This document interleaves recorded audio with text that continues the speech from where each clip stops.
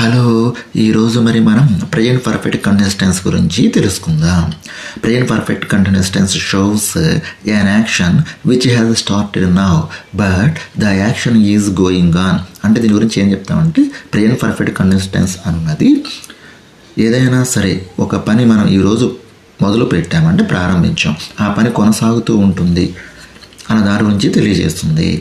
ఇప్పుడు మనం స్ట్రక్చర్ చూస్తే subject plus have or has plus been plus v1 ing plus object.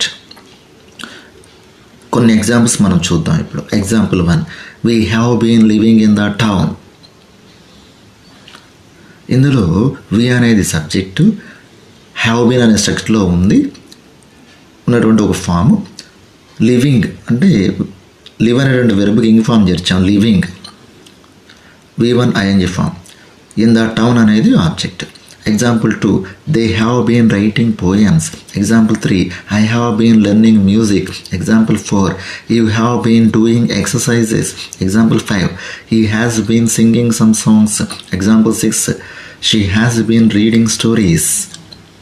ఈ ఎగ్జాంపుల్లో షీ అనేది సబ్జెక్టు, హ్యాస్ బీన్ అనేది స్ట్రక్చర్లో ఉన్నటువంటి ఒక ఫాము, రీడింగ్ అనేది v1 ing ఫాము, స్టోరీస్ అనేది ఆబ్జెక్ట్.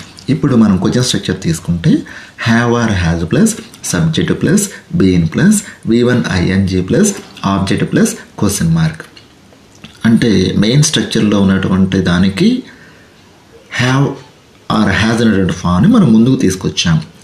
ఇంకా మిగతా అంతా అట్లా ఉంటుంది. ఆ విధంగా మనం క్వశ్చన్ స్ట్రక్చర్ని ఫ్రేమ్ చేసుకుంటాం. ఇప్పుడు కొన్ని ఎగ్జాంపుల్స్ పరిశీలన చేద్దాం. Have we been living in the town. Have they been writing poems? Have I been learning music? Have you been doing exercises? Has he been singing some songs? Has she been reading stories? ఈ విధంగా మనం ఈ యొక్క structure గురించి చెప్పుకోవచ్చు. ఈ విధంగా మనం ప్రెజెంట్ పర్ఫెక్ట్ టెన్స్ గురించి తెలుసుకున్నాం. ఈ ప్రెజెంట్ పర్ఫెక్ట్ కంటిన్యూస్ టెన్స్ అన్నది ఓన్ స్క్రిప్ట్లో మాత్రం మనం బాగా ఉపయోగించవచ్చు. అదేవిధంగా మీకు నా వీడియోస్ అనేవి నచ్చినట్లయితే లైక్ చేయండి, షేర్ చేయండి, సబ్స్క్రైబ్ చేయండి. Thank you.